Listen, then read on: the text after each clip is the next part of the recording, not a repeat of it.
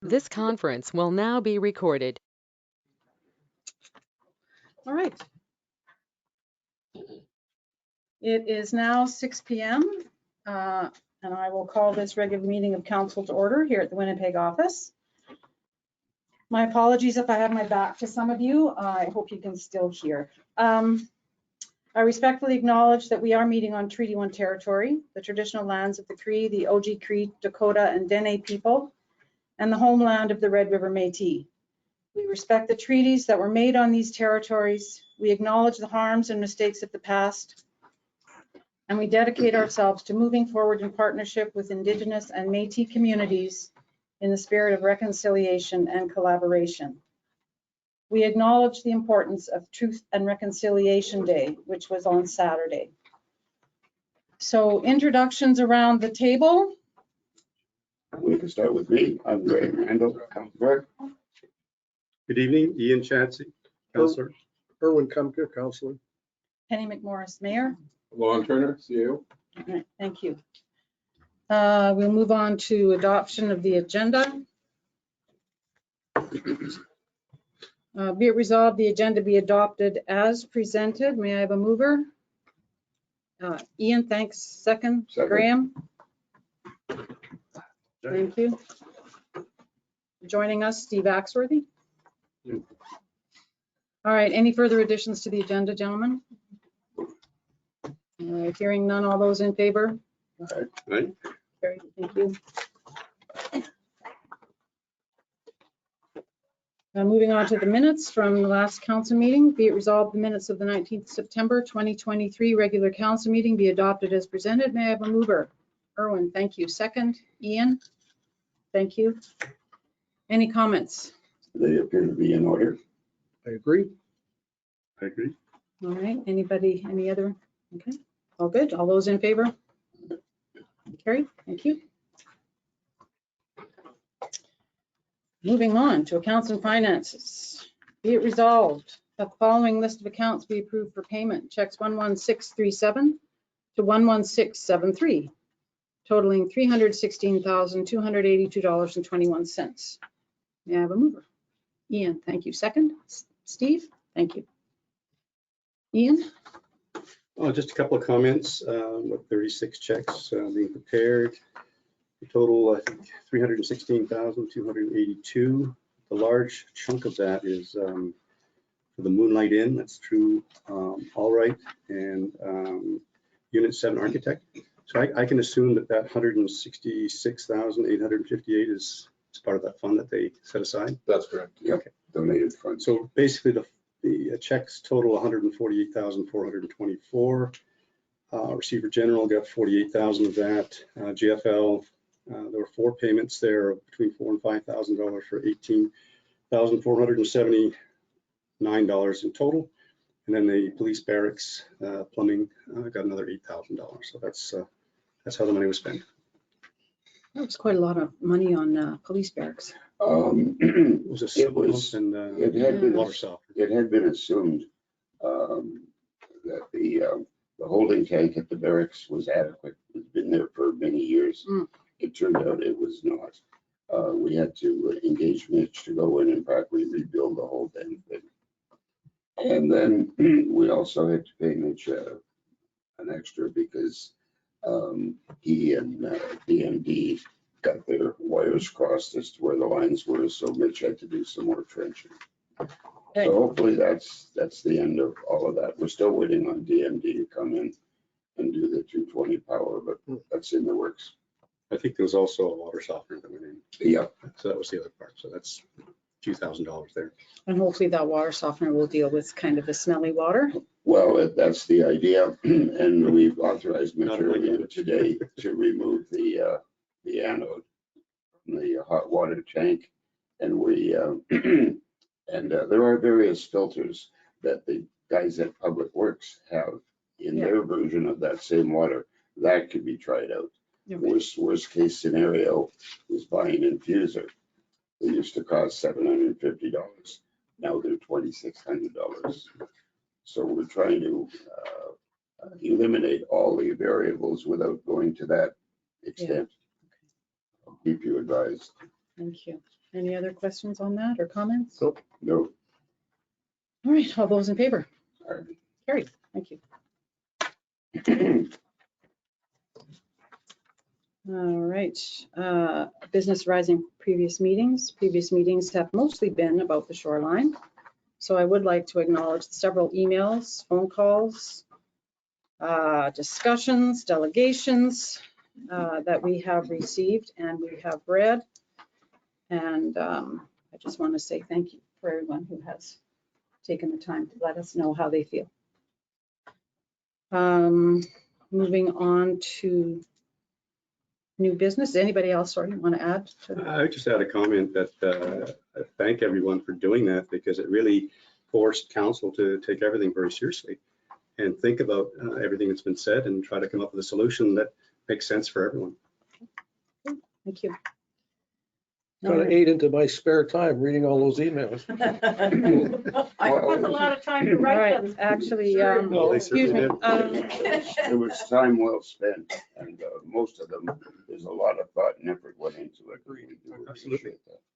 Actually, I was answering emails one day and I kept going and going and going. And then my computer, my email server said, no more, you've done too many. And it just stopped. And I went, so I don't know for sure where I've stopped. So I apologize. I haven't answered all my emails yet. Okay. So moving on to new business, bylaw 1644, which is variance approval for 15%. This is a first reading. It's a new bylaw. So be it resolved, bylaw number 1644, a bylaw of the rural municipality of Victoria Beach, authorizing the municipal building inspector to order variance approvals by up to and no more than 15% be given first reading. May I have a mover? Ian, thank you. Second, Graham. Thank you. Discussion. Can I get an example of what that refers to? Sure. Building height, for example, there's a limit in the building code. And it may be appropriate to allow the building owner to build slightly higher. And the building inspector will be, if this passes, will be allowed to grant a variance of up to 15% more or less, depending on what the measurement is, without having to get a formal variance. So in other words, it becomes a discretionary call by the building inspector. And it saves money for the property owner. They don't have to go through the variance process. It certainly does. At one point, For that. At one point, it was kind of assumed that this would be part of our zoning bylaw. I'm glad to see that it's been separated so we can deal with it on its own. It's been long overdue. It gives our inspector the leeway to help people help themselves, and it's a good idea. Steve? My only concern with it is just, is 15% too much? Because, I mean, it obviously for like a little bunkhouse, not that big a deal. But once you get to a full scale home, then that starts to be able, or that starts to expand that 15% by quite a bit. So I'm wondering if maybe, I mean, this is only first reading. I'm totally in favor of getting this on the books already. But maybe if we should consider going to 10, so then that way, when you are talking about larger building, that 10% isn't that much more. Do you want to say anything? I would just say that there's been some discussion, like in the zoning bylaw, you can make these variants, put this percentage in there. So I know the VRA has talked about maybe just 10% max, like you said. Yeah. And so that would be in the zoning bylaw. This is just kind of a delegation of authority to the building inspector of up to 15%. But if there's something else that restricts him, like in our zoning bylaw, he wouldn't be able to go over 10%. But I can add that in here for the next reading too, if you want. You could specify the VRA and just say 10%. Yeah, I mean, either now or in the future, because like we were talking previously about 10 or 15% when this first came up, and I'm more in favor of 10. Like right now, council, according to the planning act, can just do a minor variance approval without having a public hearing or anything, just like you did this once before. It says 15% of the planning act, so if you want a different, you would just change that. Yeah, the provincial guideline is 15%. It's 15%. Yeah, it's a So reasonable. what you're suggesting then is 10% for the restricted area. I was just thinking 10% overall, but I mean, I suppose if it were to come down to that, but again, like we've talked about this before in the past, so I'm just much more in favor of 10% across the board. But I'm thinking maybe Blake could help out there and just ask his association to see what they think, whether 10 or 15% for the restricted area. I know the area outside, I don't think it's the same, because we can have 2-story homes, we can have, there's people have more land. So I certainly wouldn't be in favor of 10% throughout the whole area. Well, Surely if the restricted area wanted that, and that's what everybody wanted, that would make sense to me. But it's only the first reading. It's first reading. Yep. And you've talked to Andre, who's our planner, and he suggested this be a separate bylaw, That's correct? yeah, makes sense. Okay. All right, hearing no further discussion, or Graham, did I cut you off? I'm Nope. sorry. Okay. All those in favor? Aye. First reading, thank you. Fall AMM in Brandon. Be it resolved to approve the registration and attendance for any members of council and the CAO who wish to attend the Fall AMM conference in Brandon, Manitoba from November 28th to 30th, 2023. Further be it resolved to reimburse registration, travel, accommodations, and meals expenses per the RMVB policy 2022/1. May I have a mover? Steve, thank you. Second, Erwin, thank you. I am not going. I'll be in Montreal at our daughter's convocation. So anybody else attending? Maybe. I don't know, maybe it's. Steve can't. I got a lot During of, the weekdays. It's during the week. I won't be able to do it. You're not going this year either? Could be on your own, you two, go. I got a lot out of it last year. Yeah. Yeah. I enjoy the resolution session. I say that every year, but I always enjoy those. And Well, the bear pit, the interaction with other delegates is also very useful. and You you'll get to have a share whole ideas. whole new crew of Well, elected municipal or provincial officials there. Oh, bite your tongue. Oh, well, okay, I don't know, but there could be some new faces around the provincial cabinet table. Let's put it We're that not way. supposed to be political. I didn't say who they'd be. I said they might be. Your hands are quick. Or quick while you're ready. All right. taking hold. All right, so please, Lon, do you want them to just register themselves Or let me know. or Either let way. him know, Yeah, you you can guys? register twice. The agenda. I'll follow up with them. Okay, So Ian and Erwin are the only one. so far. All right, And the vote. and yes, I'm getting it. Any further questions or comments? All right, all those in favor? Aye. Carried, thank you. All right, here we are, down to the custom work on public property application. I will read the resolution that has been prepared, and then I have a statement to make, a lengthy one. And then we'll have discussion if that's all right. Or you can have the discussion and not whatever. So moved by, seconded by. Let me read the resolution. Whereas High Lake waters of 2022 caused destruction of existing sandbags and further erosion of the shoreline banks on public reserve property controlled by the municipality known as King Edward and Alexander Beaches. Whereas council received application 2023/04 and a presentation on the 22nd of August 2023 for custom work to remove and replace the existing sandbags with granite boulders for tow protection to prevent erosion of the sand cliffs. Whereas all costs for the proposal will be paid for by the shoreline property owners named in the application.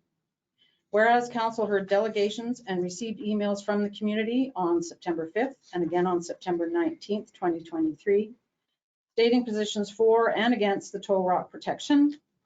Those that opposed tow rock preferred new sandbags be installed instead.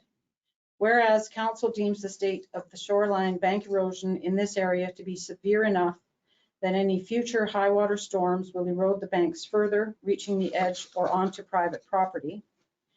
Whereas council deems it necessary to allow shoreline property owners to protect their property from theft, fire, flooding, and erosion.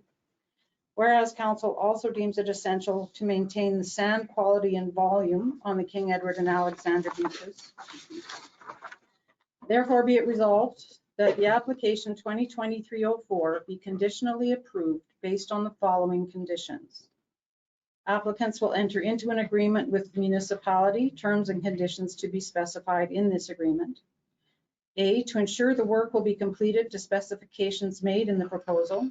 B, if work is not completed in full or according to the proposal submitted, the remaining costs to complete the work will be raised through a local improvement levy on the applicant's properties, and the work will be completed by a contractor chosen by council.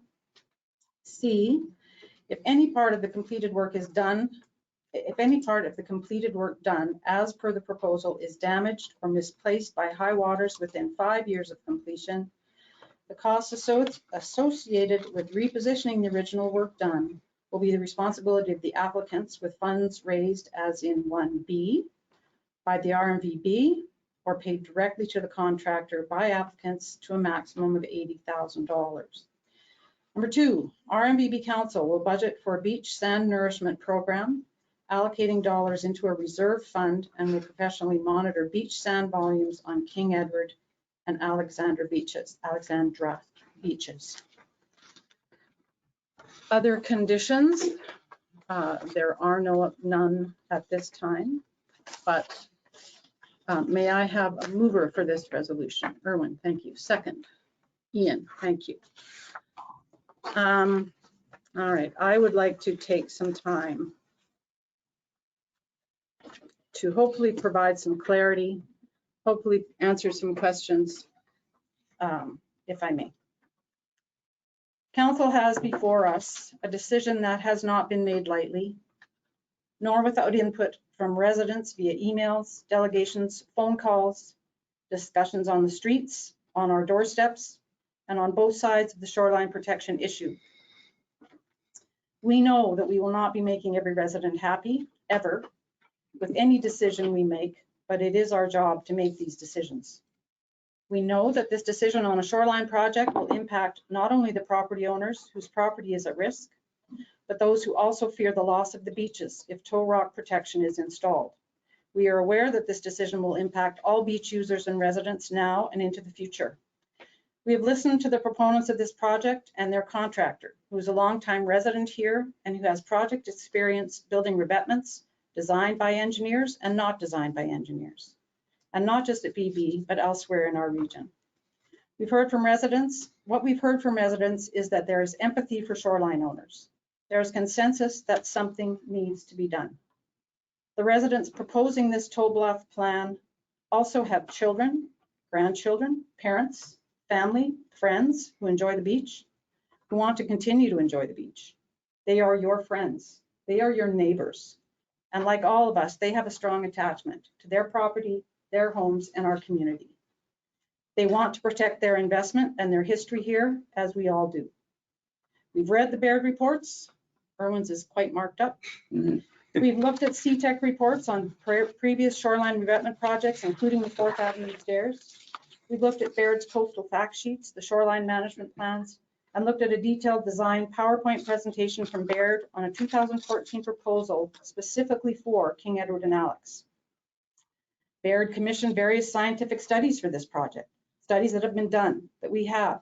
The composition of the bank and the shoreline that these studies were done on has not changed, but the erosion has continued, unmitigated. Thank you to Jennifer Engbrecht for forwarding her copy of that 2014 presentation when I couldn't find mine. We've considered the full application of the Baird recommendations, and just as was found in 2014 and 15 by Council of the Day, Brian Hodgson, Kathy McKibben, Linda McMillan, myself, and Gord Ross, following their solutions to a T was and is unaffordable to the RM and to the individual property owners. As we know, the recommendations and plans for this reach prepared by Baird never went forward, which brings us to today. And now we need to act to protect property and to preserve the beach. In 2011, there was a meeting at Fort Garry United Church to discuss a previous proposal for King Edward and Alex. It turned into an ugly, disrespectful session where friends and neighbors were yelling at one another. The community was turned upside down and fractured by opposing, polarizing viewpoints and opinions and negative actions. Sadly, I'm seeing and hearing some of that again in our community, and apparently on social media sites on this current proposal. I had so hoped we were better than that. After the weather bomb of 2010, there were community consultations. We appointed a community shoreline committee headed by Norm Branson. These consultations led to us hiring Baird and spending approximately $600,000 plus, which included a $100,000 gift from the province for research. That $600,000 also included those plans for the 2014 shoreline stabilization proposal for King Edward, Alex, and South Connaught. I reached out to Mr. Zuzek, who worked with Baird on our project following the initial presentation in August. He has not commented on the proposal, nor do I expect him to. He does not work for us. He no longer works for Baird. I doubt he will comment on a design that he has had no input into, nor was paid to review. He has, though, been very generous with his time, not only with me, but with other residents who've reached out to him. The Top of Bank survey, commissioned by Baird in 2014, shows that of the 270 shoreline properties around the RM, the entire RM, 87 of those properties are less than 2 meters from the edge of the bank. Now that's in 2014. 7 of those properties within 2 meters are in this reach. Baird's data determined that our beaches erode at 0.2 meters per year, or 2 meters in 10 years. It's now 9 years later. We must be very close to that 2 meters, which means private property has eroded. We need to do a land survey to determine where our property lines are, to determine where our road allowances are. We were all lulled in recent years by low water. We were placated by the super sandbags, paid for by individual property owners, which many opposed at the time, and some people willfully damaged almost immediately until they completely failed in 2022. Today, evidence of the banks eroding behind the toppled sandbags is plain to see as a result of last year's consistent high lake levels and storm events. Sandbags are temporary. They're not meant for long-term use. Today, with current low water levels, the beaches all around our municipality are amazing and huge, but we cannot continue to hope for low lake levels. Council recently met with the province, Crown Lands Branch, and contrary to a legal opinion the RM has from 2011 that we have relied on, we've been informed that the RM actually owns Sunset Boulevard and has care and control over it. The province states they do not have jurisdiction and they do not have the authority to approve or deny this project. That is up to the RM and to council. Revetment proposals in this community were brought forward in the 70s. Revetments were put in place to protect homes on Bayview in the 80s. Pelican Point's development agreement called for erosion protection in the late 80s on municipal reserve. Gabion baskets were installed in front of many of the properties there. Those failed, and last winter, several properties on Pelican Point were permitted to put in boulder protection over top of the damaged, jagged, rusted gabions. Wanising and Albert Beach have dikes that protect those low-lying areas from flooding. In the last year or two, the province, under disaster financial assistance, permitted repairs under an emergency situation to the Wanising dike when it almost breached. Boulders were installed at a 2-to-1 slope, Graham? Yep. In front of the dike, and soon after, other residents then asked and were permitted to also protect the dike in front of their own property using the same slope design at their own cost. This year, again, there's lots of beach. We can't count on that next year. The 8th Avenue water treatment plant was protected by a rock revetment in 2007. It failed in the weather bomb of October 2010 and was repaired in 2012. 3 or 4 properties south of the water treatment plant installed revetment protection, 1 before the storm and 2 or 3 after. 5 properties on the north side of Arthur Stairs installed revetments at a 3-to-1 slope per the CTEC reports, which I have, which continue to stand today and which have beach in front of them and vegetation behind them. The property owner south of the Arthur Stairs changed the engineer's rock specs and went with smaller rocks, which thumped, failed, rolled, and were moved up at least once at the expense of those property owners. The project before us has a 2-to-1 slope, which is 6 feet high and 12 feet wide, smaller in scope than the revetments on Arthur. During Engineering was hired by the RM in 2001 to do a shoreline erosion assessment at Patricia Beach. The ad hoc rock groins that I remember when I first started coming down that were present there were moved out of the water to the back of the beach. In the report, it says for future use. And a groin was installed near the end of Scott Point to protect the beach and encourage sand transfer. Sadly, the groin was installed at the incorrect location and the wrong angle, as noted by the engineer who designed it and also by Baird when they came out to look. The Baird Q&A on our website speaks to King Edward and Alex Shoreline Stabilization Project from 2014-2015. That plan recommended groins, periodic sand replenishment, toe block protection, regrading the face of the slope to make it more stable, and adding adequate drainage. Putting funds in a shoreline reserve account on an annual basis needs to begin. to ensure that sand replenishment can be done as needed. Baird predicted in different documents that sand replenishment would be required every 2 to 5 to 7 years for this reach, longer if there were groins, which are not part of this current proposal. In the draft meeting minutes with Baird and Council from March 2015, Baird estimated the cost for their proposal on King Edward and Alex with groins to be 2.3 million. Connaught was 3.4 million. Projects were to be done, Council agreed, over a 2-year period, with King Edward and Alex first, Connaught second. The estimated cost in 2015 for King Edward and Alex without groins, tow rock and with just using tow rock and sand replenishment was $1,470,000 in 2015. Vegetation should be maintained on the top of the bank by all shoreline property owners to help preserve their land and the bank below. Soft shoreline or vegetated shoreline approaches have been suggested. Our banks in this reach are almost vertical. Soft shoreline solutions would require extensive regrading of the banks or infilling, which would take up a lot of the existing beach and may be wiped out by the first big storm. Previous chair of CTEC at a meeting I attended with Baird in 2014 discussed a low, long, vegetated slope approach. But he also stated that with the exception of some private riparian properties, our shorelines were too steep to accommodate this approach. Expropriation is not on the table. It is not feasible. It's not a financial option, and I suspect would be a costly, lengthy legal battle. Moving homes back on properties is not always feasible and doesn't address the ongoing erosion reality. Moving property lines inward from the bank and adding property on the backside on First Avenue has been suggested. Again, there would be legal issues, private municipal land titles issues, road allowance alterations, and associated financial costs. It was suggested we should offer the property owners at risk and other land in the RM, which we have very little of, and would not at all be comparable to their existing properties. Also, the electorate does not necessarily support more development, and in my view, this is essentially expropriation. Many residents have asked us to delay this, to spend more time and more money doing more studies, saying that the properties aren't at immediate risk. The Golder and Associates geotechnical report commissioned by Baird in 2014 for this reach states, King Edward and Alex Reach had an average crest elevation of approximately 740 feet 10 inches. King Edward is roughly 5 meters wider than Alex. These escarpments show evidence of toe erosion and sloughing.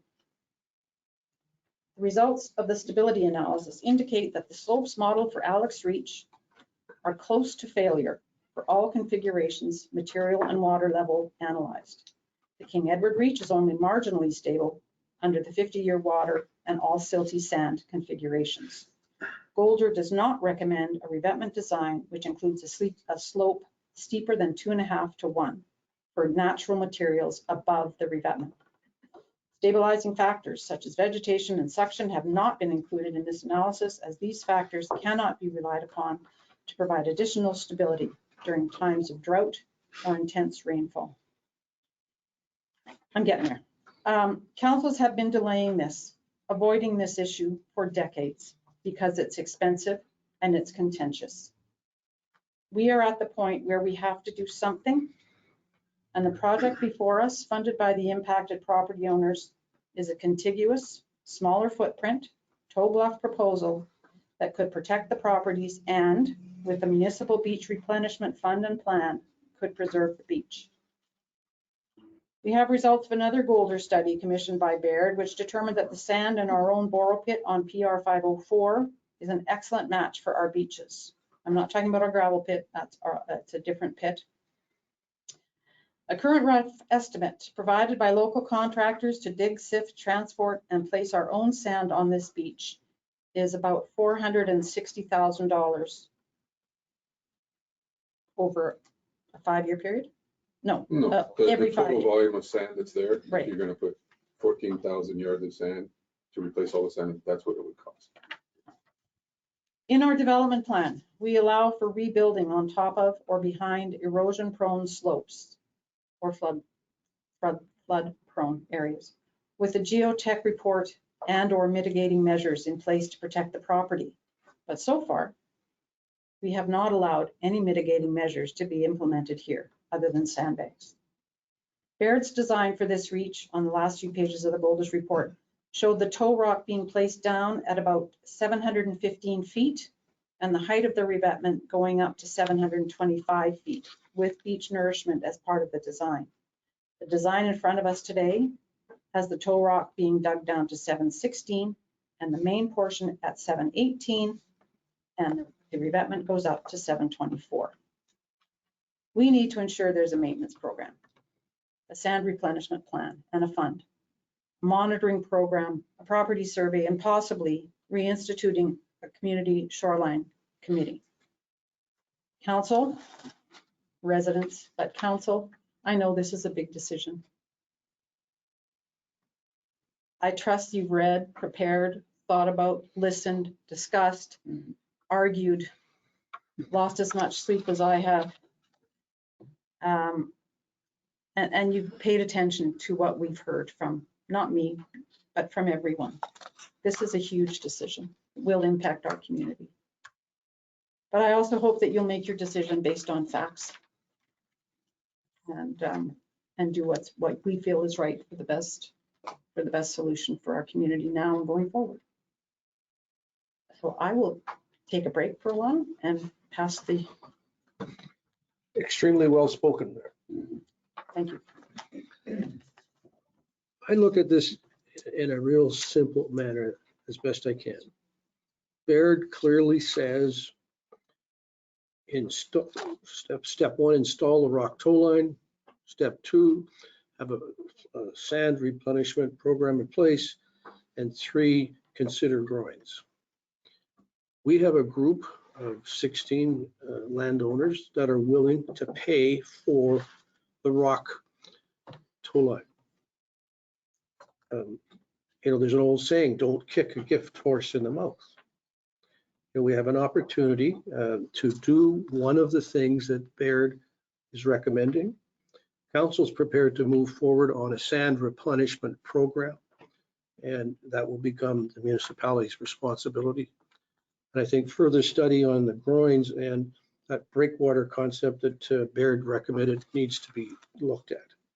So at this point, from a purely financial point of view, and considering that we're complying with two of Baird's recommendations, then I feel strongly that we need to move forward on this program now. Tomorrow will be an interesting day. We're talking a storm warning for Lake Winnipeg, a northwest wind, 60 to 70 kilometers of wind, waves coming in. Who knows what could happen? It's time to make a decision. I'm sorry, Ian? Well, I've certainly been taking a lot of notes over the last, I guess, 6 or 8 weeks. And you covered off a lot of my points. So I'm not going to repeat them all. But I agree with Erwin that, if you just look at this from a simple perspective, you had a group that would like to have toe rock, and you have an opposing group that would like to have sandbags. I think everybody that presented, all the delegations, they all finished their presentation by saying that. So to me, the issue is not really a question of rock versus the sandbag. I think the issue is more the loss of the sand on the beach, which is why I think we came up with the sand renourishment idea. Secondly, it's important that the toe rock is installed properly, which is why we asked for a warranty. We've got a 5-year warranty here to make sure that it's installed properly. And you can't predict the weather, but hopefully this will do the job. And as Erwin pointed out, it's being paid for by the people that have been asking for this for the last 12 years. And it's a large sum of money. It's $750,000. And if we have to look at other beaches, or if other things need to be done in the future, at some point we need to find an engineer that can help us make these decisions. But at this stage of the game, I think tonight we're here to make a decision, either yes or no. And I think we should go ahead with this. Thank you. Steve? Do you want Graham to go ahead? No, I'm good. Okay. So isn't this like a one decision I was hoping to never have to make while on council? But the anger and just general vitriol of the last time that went through all this, as well as some other factors, was sort of one of the things that made me run in the first place.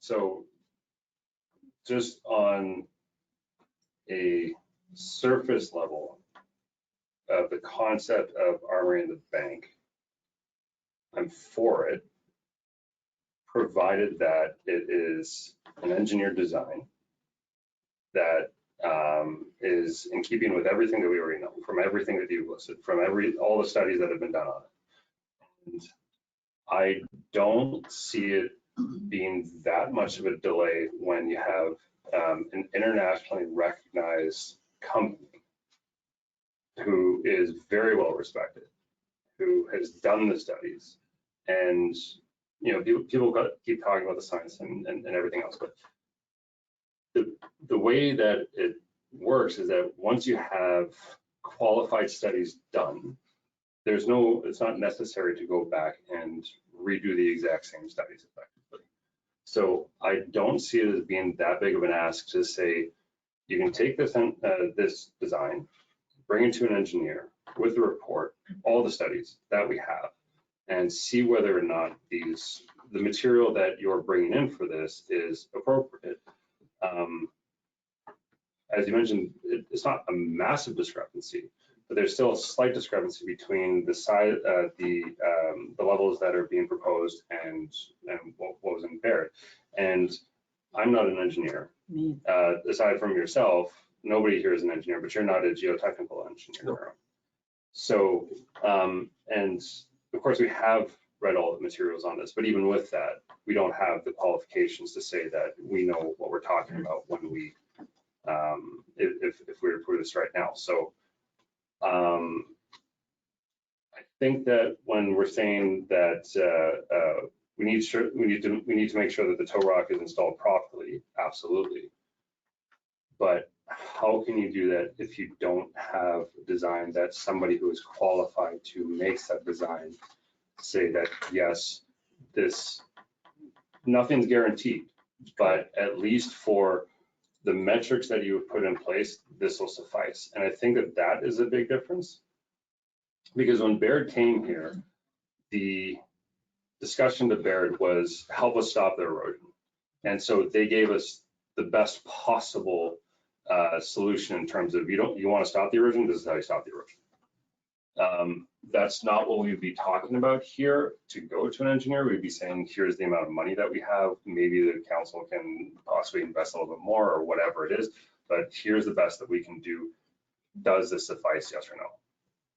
But if it's just, if we don't at least have an engineer telling us that this is not going to fail within a few years, then that, in my mind, is a really big problem. And so I'm asking the council say that we approve the project in principle, but one of the conditions that we have is Jeff, the engineer, can review this specific design and then give us the design that is not going to fail within so many years. Like that we have something that we know is not going to speed the erosion up. And that is really my biggest concern. And especially like if we're saying that, maybe we need to come at this later and get an engineer later. There's no point once it's already done. All right. Thank you. Grant. Some people are suggesting, what's the rush? Why now? Why don't we wait? Well, our top of the bank survey suggests that we're within inches of people losing their front yard, and it's going to get worse.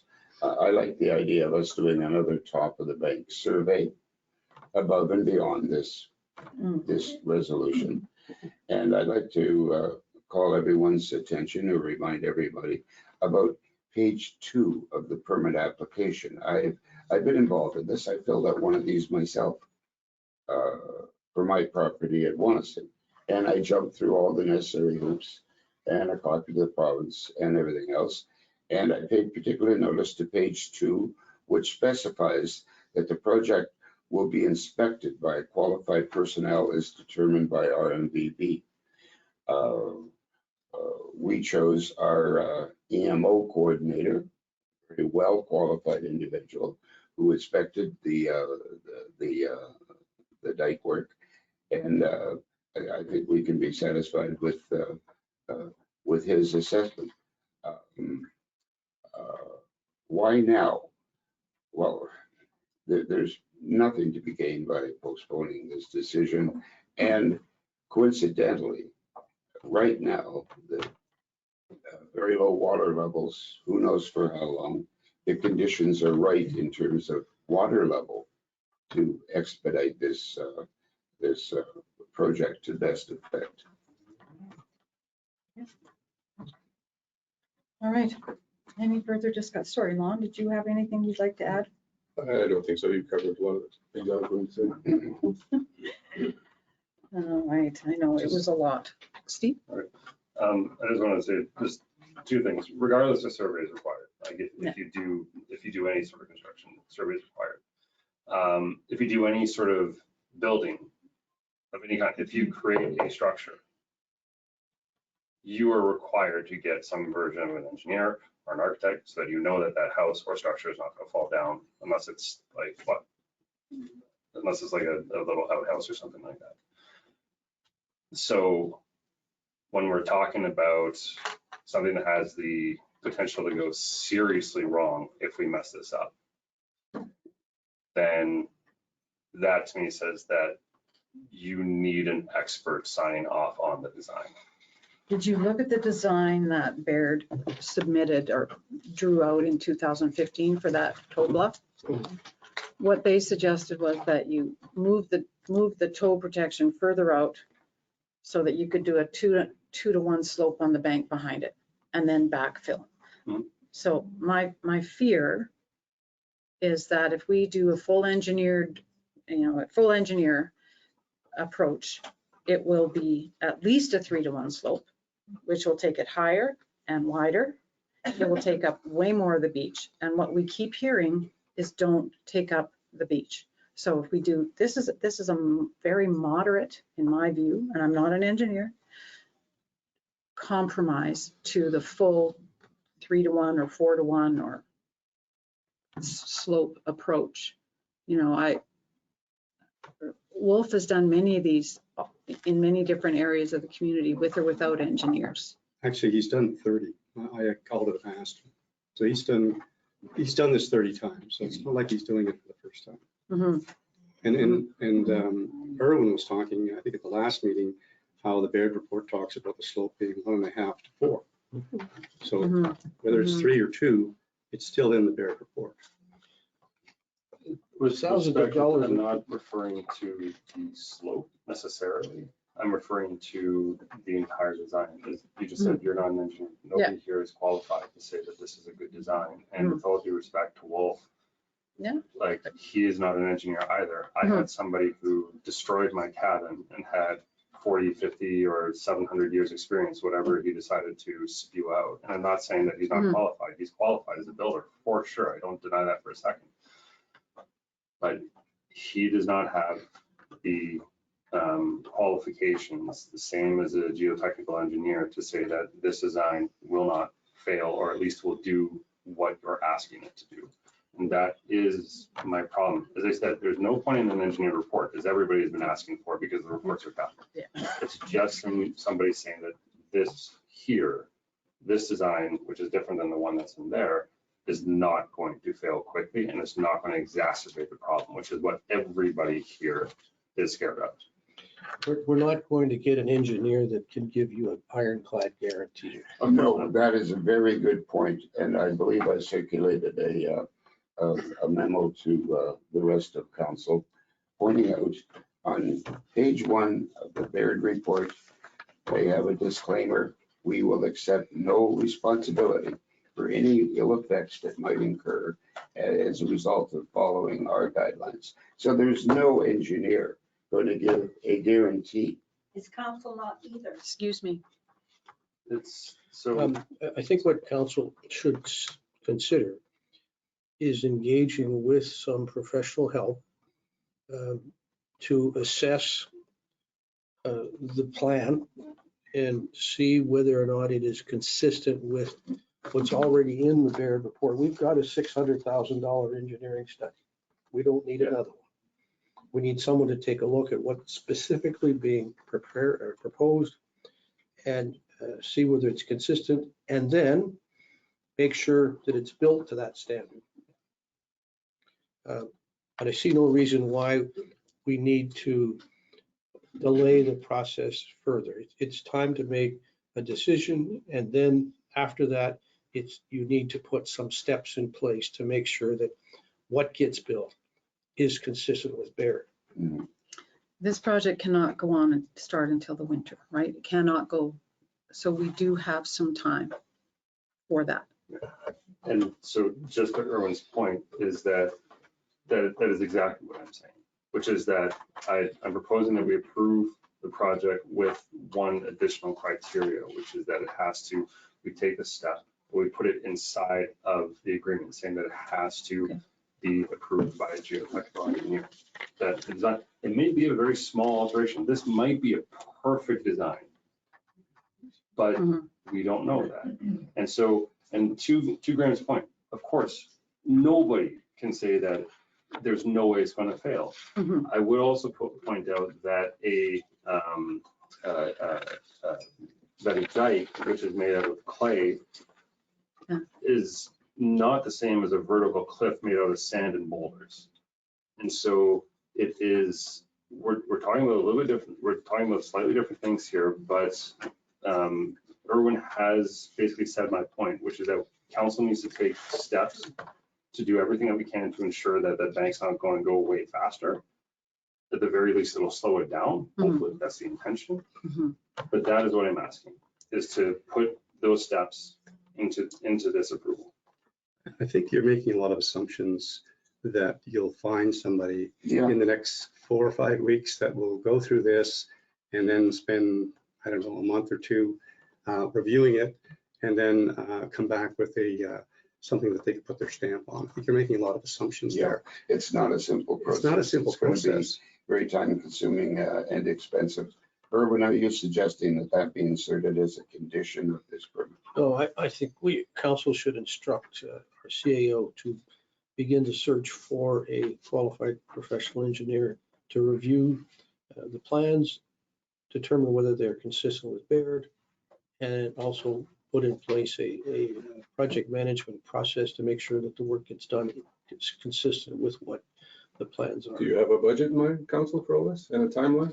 Well, So I can work I on think it? what you need to do is to find somebody, right? Just somebody that's qualified to do this and let us know what we're not talking about doing a whole review. We're talking about someone that can provide an opinion or some advice. And this person, I think, should be a person that we should have either on retainer or something like that, so that we can use them for future projects. We should have an engineer like we have a lawyer, like we have accountants. And I just think that's a smart move. But I don't think we should stop this process here, because I think it's up to you to find, it's your best efforts to find somebody that you would recommend. And I don't know what the budget is, but I think you'll come back and tell us what they're thinking. But if it's an hourly rate or a retainer rate or whatever the rate is, but it's finding a person rather than Stantec, for example. I'm sure they'd love to do it, but they'll charge way, way too much. Yeah. But there's qualified engineers out there that certainly, I mean, I'm an accountant. If somebody asks me to do some work on a balance sheet and income statement, I say, sure, I'll do that tonight, or I'll do it in the weekend. So that's the kind of person you can find that has the experience, has the qualifications, and that can provide some advice to this council. Because as Steve mentions, we're not engineers, but it's nice to have somebody look at something. But for this particular proposal, I think we have to let these people go ahead and get their ducks in a row to get this project underway. This is a $750,000 project that takes a lot of planning and takes a lot of initiative to get everything in place.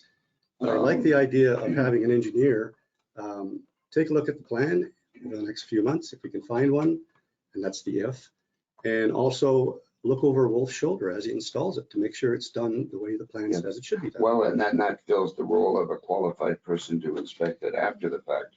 Now, Lon, if you're willing to take this on, we have a number of very well qualified engineers among our residents.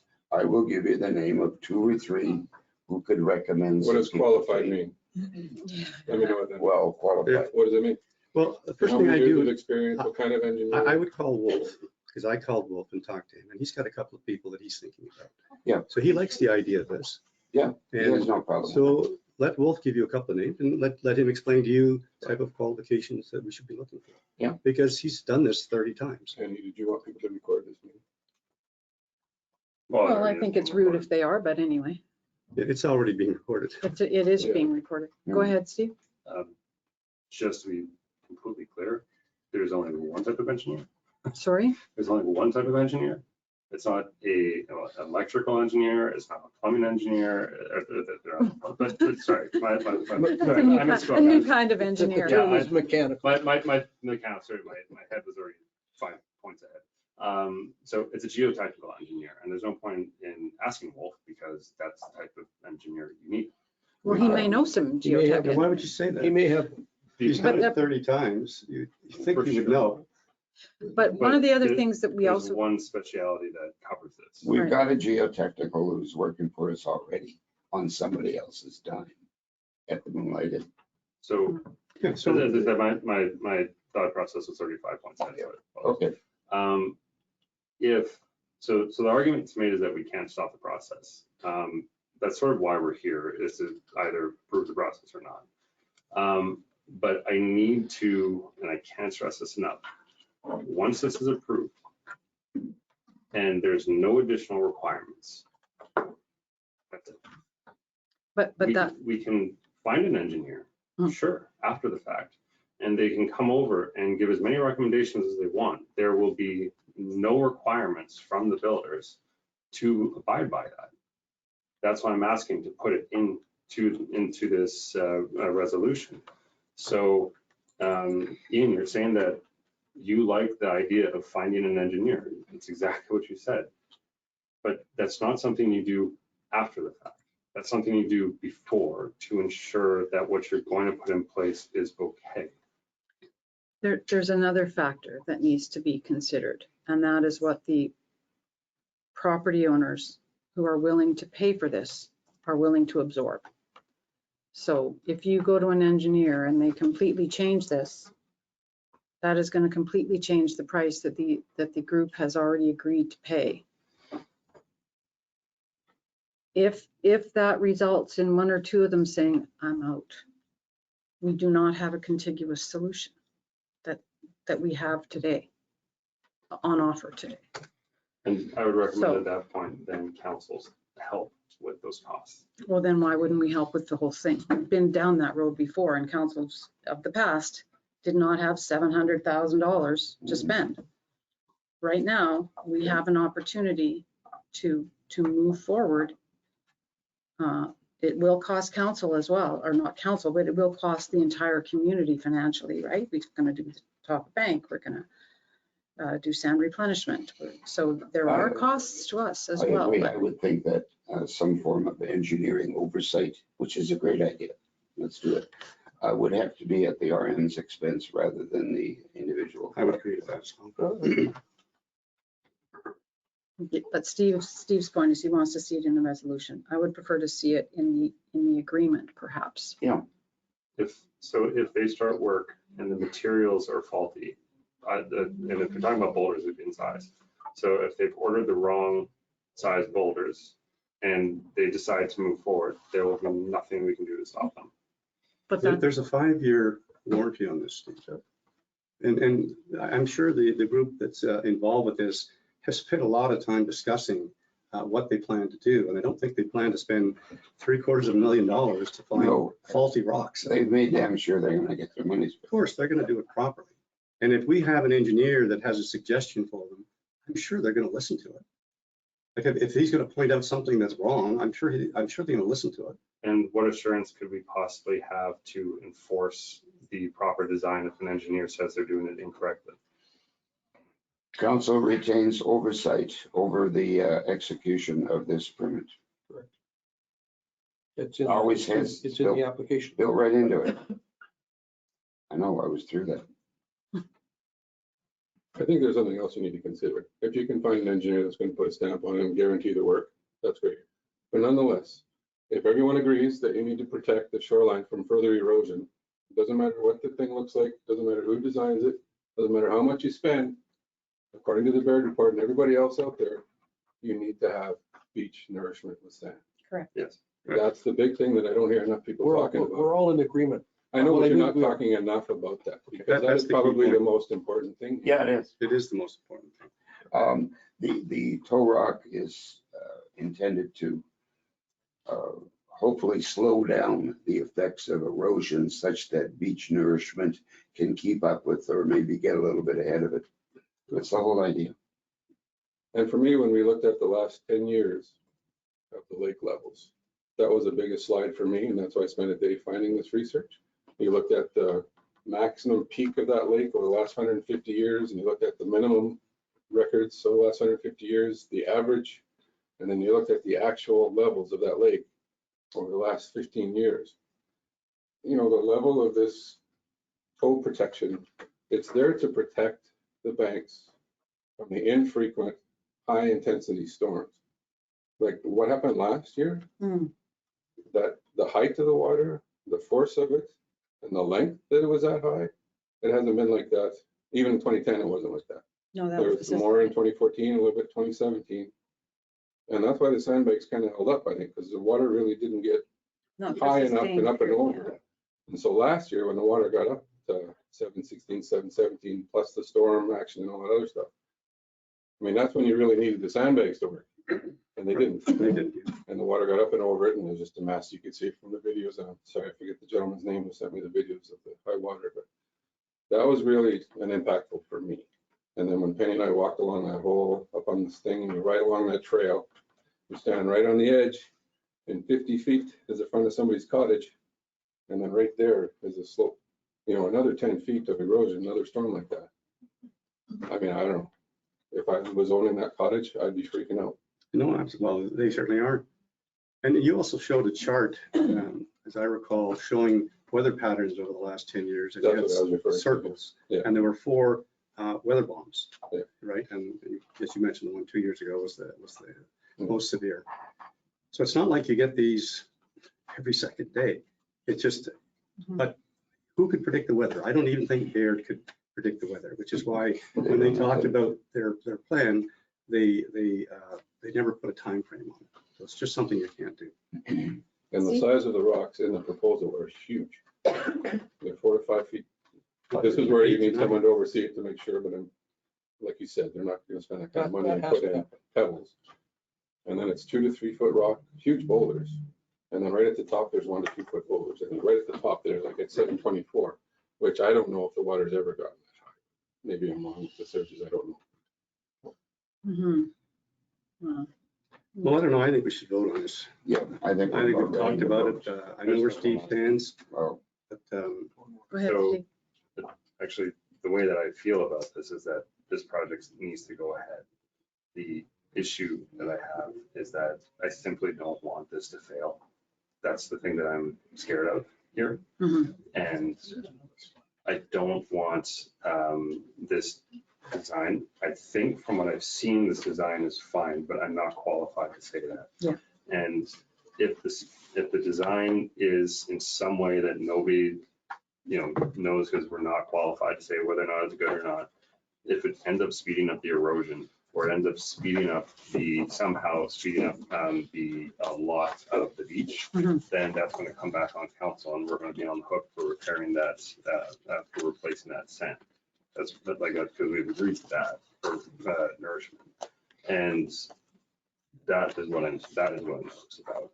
And again, as I said, all the studies have already been done, so there's no need to start from scratch for anybody actually taking a look at it. And Baird came up with the greatest solution of all time. The problem is it's entirely unreasonable and unaffordable. So all I'm asking for as an engineer to say whether or not this is effectively going to speed up the erosion, and might it help to limit some of the damage.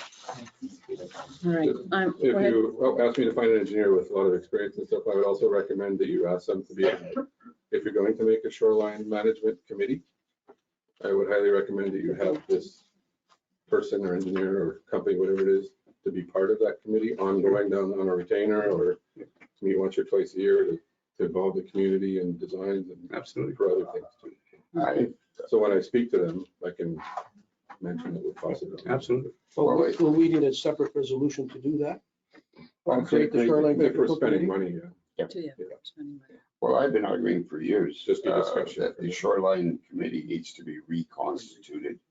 And I think we can do that with a simple resolution to create the committee, and then how it gets populated, we'll just use our best sense in what the residents may have to say. And they could interface with whatever engineer you're able to come up with for us. I'm just looking at the CTEC report from the proposal from November 2015. And this is the meeting I sat in with General Grodnick from Baird at CTEC, and WISM provided a report. This was the one that council was going to go ahead with back in the day, and we never did. And what they said about this project called for stacked armor stone, which is not, they also did talk later about boulders because the stacked stones were too hard to get and Way more expensive. and more expensive, correct. The slope of the stacked stone is 1.5 to 1 on this reach. We're at 2 to 1. And this project that's before us is 2 to 1. But behind the stacked stone is a rock revetment, which is essentially a layer of riprap. And the slope of the outside face is 2.5 to 1. So, you know, from 1.5 to 1 to 2.5 to 1, I mean, there is some discussion about that in the CTEC report from WISM on this specific reach, also with beach replenishment. Just one final comment. Each year we spend $40,000 on gravel. We spend another $40,000 on dust control. And for the last 10 years, we've spent zero on the sand replenishment. It's time to start putting that item into our budget. Yeah. Period. Yeah, well, we've Sure. agreed to it, and it's in the, I agree too. it's in the resolution. And it will be a specific reserve, not just a budget line, which just Right. gets And pushed somewhere else. And also, it's not just for this beach. There's 11 beaches on, oh yeah, each one of them is So it's- slightly different. they're all should be Some included. grades makes no sense with others, which is fine. Now, this presumes that Lon is willing to undertake the search for a suitable engineer. Yes. Of course. Okay, good, And I done. think we can talk to Wolf and get some names as well. Absolutely. And And I've got all kinds of engineering contacts I could refer if you come up short. How much is going to cost? we'll find out. We'll find out. Yeah. We can't guess. Yeah. But it's a consulting role. That's what I'm suggesting. But I like your idea of the I ongoing consultant. like the ongoing consulting retainer role. idea. And that's the other idea. When it's ongoing, then somebody's not going to try to charge a lot the first time. They just want a steady flow of income coming forward. So I think it's a role that somebody will. Okay, Okay, guess what? gentlemen. It's time to- I was just gonna add one real quick thing to that, is that if we're gonna go that route, we might as well ask them to take a look at some, to help us rebuild the groins along that stretch, because they've all been destroyed. Rocks are there, they can be moved. That's a job for another day. Yeah, that- No, I understand. That's I'm exactly- I'm just simply saying, because you guys were just talking about something in the past, then this Yeah. actual proposal, so I was just tagging on to that. Okay, Okay. For another discussion. Okay. Thank you. Well, gentlemen, thank you. I will call the question. All those in favor of this resolution as written? Opposed? Carried. Thank you. I appreciate everything that our community has brought forward and everything that our council has discussed. And we will move on to correspondence, information, and announcements. I think we've covered that. you covered that pretty Yeah. thoroughly. Yeah. Adjournment. Sorry. There was just one thing, and it's only because like, I received a couple of emails like saying, talking about the reconciliation day and everything else. Hmm. And I think it's really important that when we're talking about Reconciliation Day, and especially when you're talking about shirts that say like every child matters, I think there's perception in the same way that when I was a kid, Indigenous people, first of all, were called a racist name, Indian. Yeah. But they were something that was long dead and gone. And they were sort of this mythical race that's the way it was always taught. And then of course, later on, that became completely obvious that wasn't the case. But I see the same thing with with this day and the idea that every child matters and that, oh, that's all in the past. Don't worry about it. It's all good It's now. ongoing. I just wanted to really put it out there that the issues on reserves have not even remotely close to been fixed. The Indian Act, I'm not going to obviously go into anything. I'm just saying it's still there and it is still brutal on Indigenous people. But especially when people are talking about every child matters, that's not just about residential schools. It is still happening today in terms of funding and how Indigenous students are ignored. So, we had mentioned this day previously that this is coming out this week, and I just think it's really important that we all recognize that same problems are still happening today. It's not something that's historical. Correct. Thank you. Good point. Yep. Good reminder. I know when I say what I say at the beginning of every meeting, Yeah. eyeballs used to roll. They don't roll as much. And I sort of feel that the more you repeat it, the more people say, oh yeah, I need to hear that. I need to think about that. So I don't think we ever do enough, but Thank you, Steve. thank you. All right, ladies and gentlemen, adjournment. Let me find my last. The page you never thought you'd get to. I know. Be it resolved that the October 3rd, 2023 regular council meeting be adjourned and confirm the next council meeting will be on Tuesday, October 17th, 2023 at 6 p.m. in Victoria Beach at the Social Team. Yep. Have a mover. Second. All those in favor? Meeting adjourned. It's a good short meeting. What was that? An hour.